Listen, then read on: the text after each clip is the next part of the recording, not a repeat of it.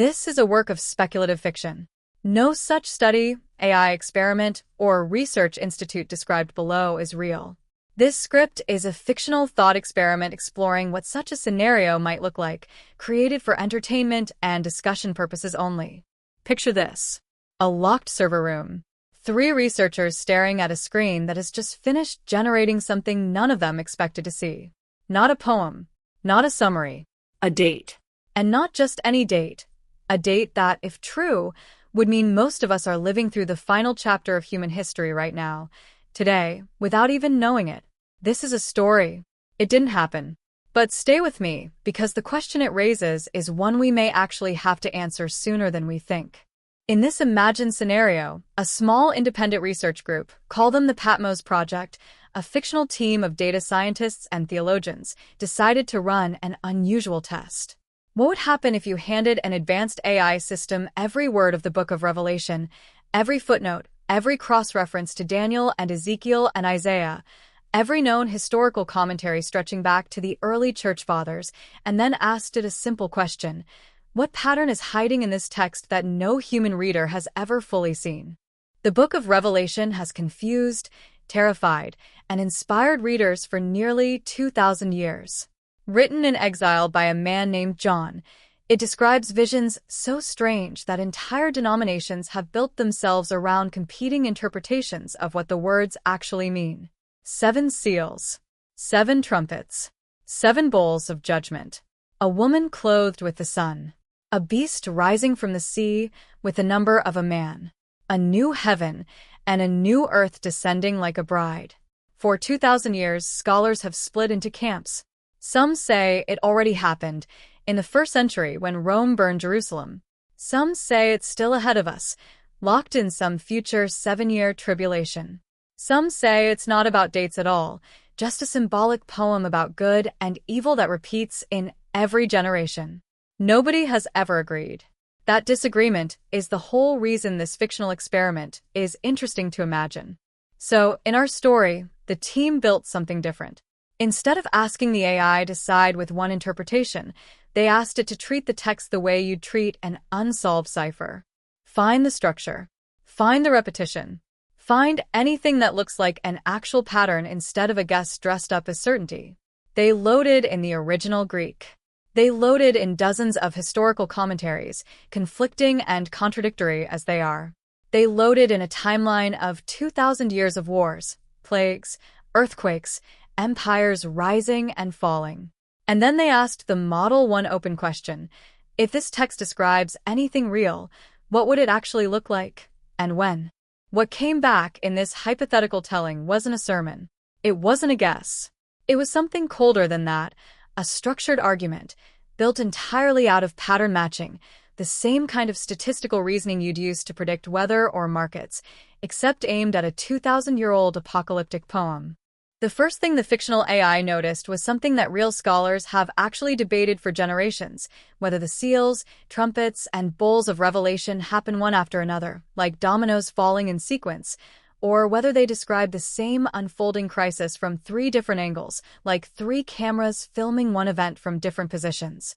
In this imagined output, the model leaned toward the second option. It pointed out that certain phrases, fire falling from the sky, a third of the earth being affected, darkness covering the sun, show up again and again across the 3 sequences, almost like the same disaster being described with increasing intensity each time you return to it. Seals as the opening tremor, trumpets as the building pressure, bowls as the final release. Not 3 separate disasters stacked end to end, but one widening crisis, viewed 3 times, each time closer and louder. Then it moved to the numbers, and this is where things start to get unsettling, at least in our fictional telling. Revelation is obsessed with numbers. 7, 12, 42 months, 1,260 days, a time times and half a time, a count of 144,000. For centuries, readers have argued over which of these are meant literally and which are symbolic. In the story, the AI drew a quiet but firm line down the middle. The 144,000, it suggested, functions the way the number 12 functions everywhere else in Scripture, a symbol of completeness, representing the whole of God's people, not a literal head count you could verify with a census. But the time markers, the 42 months, the 1,260 days, the 3.5 years, those, the model argued, behave differently in the grammar of the text. They read like duration markers, the kind of phrase you'd use to describe an actual stretch of time, not a poetic flourish. 3 different verses, 3 different ways of saying it, all converging on the exact same span, 3.5 years. If that's literal, the AI noted, then whatever season of crisis Revelation describes has a measurable shape. A beginning, a middle, an end. That's interesting on its own. It's the next part of the story where the fictional researchers started getting quiet in the room. Because once you accept that Revelation might describe a real, measurable period rather than an endless symbolic fog, the next question becomes obvious. When does it start? And this is where the experiment, in our imagined version, took its strangest turn. The AI wasn't asked to predict the future. It was asked to look backward, to scan 2,000 years of recorded history for moments that match the early birth pains language Revelation borrows from. The wars and rumors of wars, the famines, the earthquakes, the persecutions that intensify like contractions before a birth. And it found something that, fictional or not, is genuinely a little eerie to sit with: a repeating rhythm. Cycles of escalating crisis appearing roughly every few centuries throughout history, each one a little more global in scope than the last, each one touching slightly more of the human population, slightly faster, slightly harder to contain. In the story, the model flagged the early 20th century as the start of what it called, somewhat dramatically, the final visible cycle, pointing to the first global war in human history, fought across continents with industrial weapons for the first time, as a kind of hinge point.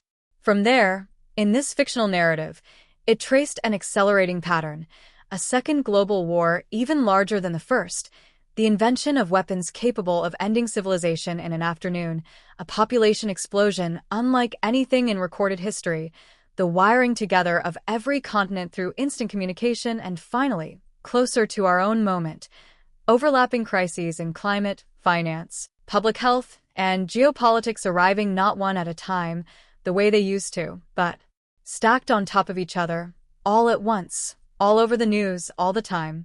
This is the part of the imagined story where the script gets careful, because the temptation here is to hand you a date and let your imagination run with it. I won't do that, and honestly, neither should you take any of this as fact. It's fiction, remember. But to finish the story as it's told, the fictional model, asked to project the length of one more cycle onto the present moment, produced a projected window, not a date, a window with huge built-in uncertainty, somewhere in the back half of this decade, for the beginning of whatever final period the text describes. Were any of this real? The researchers in the story did exactly what any sober person should do with an AI-generated date for the apocalypse. They didn't believe it, but they also couldn't stop thinking about it. And that's really the heart of why this hypothetical experiment makes for such a good story, instead of just a string of numbers. Because the unsettling part was never really about whether a chatbot can predict the end of the world. Of course it can't. A language model doesn't have access to the future. It has access to patterns in text and patterns in history, and it's very, very good at finding patterns whether or not those patterns mean anything at all. That's actually the real lesson buried inside this fictional premise, and it's worth sitting with for a second, because it applies to a lot more than ancient prophecy. Pattern recognition is not the same thing as truth. If you feed a powerful enough system thousands of pages of history and ask it to find connections between a poetic religious text and modern events, it will find connections. It is built to find connections. That is the entire job of the architecture underneath these models. Give it enough data and enough flexibility in interpretation, and it will hand you back something that feels uncannily specific, uncannily confident, uncannily tailored to the question you asked, not because it has uncovered a hidden truth, but because correlation is everywhere if you're willing to squint hard enough and select for the matches that fit your story while quietly ignoring the ones that don't. That's not a flaw unique to AI, by the way. It's the oldest trick in the book of human pattern seeking, too. So, if you imagine handing all of that historical noise to an AI system instead of a single preacher, you don't necessarily get something wiser. You might just get the same impulse, the same hunger to find the climax in your own lifetime, except now it's wrapped in statistics and dressed up in the language of data analysis instead of sermons. A confident number sounds more convincing than a confident feeling. It isn't. The confidence is the same kind of confidence either way, and confidence has never once been the same thing as accuracy. There's also a deeper, quieter question sitting underneath the whole premise of this story, and it's worth asking even though it's fiction. What would it actually mean, theologically, if a machine could calculate something like this? Because there's a specific line in the Gospels, Jesus telling his followers that no one knows the day or the hour, not even him, only the Father, that sits in direct tension with the idea of any system, human or artificial, producing a date. If the text itself says the timing is deliberately hidden, then perhaps the most honest output an AI could ever generate, faced with that question, isn't a date at all. It's silence. A refusal to answer, baked into the very source material it was asked to analyze. And maybe that's the most interesting twist this fictional premise could actually take, if you wanted to tell it differently. Not a machine that cracks the code and hands you a doomsday calendar, but a machine that gets asked the question, processes every page of the text, and returns something closer to. The structure of this document is internally consistent with a repeating historical pattern, but the text itself explicitly states that the precise timing is unknowable, and any system claiming to calculate it with confidence would be contradicting the very source it claims to be analyzing. That's a far less viral headline. It's also probably a far more honest one. None of this means the underlying human anxiety driving the story is silly. We are genuinely living through a strange compression of history. Things that used to take generations to unfold now take a news cycle. Technology that used to take a century to mature now takes a few years. The sense that the ground is shifting faster than any of us can really process is not paranoia, it's a fairly reasonable response to actually living through this decade. That underlying unease is real, even if the specific fictional AI timeline in this story is not.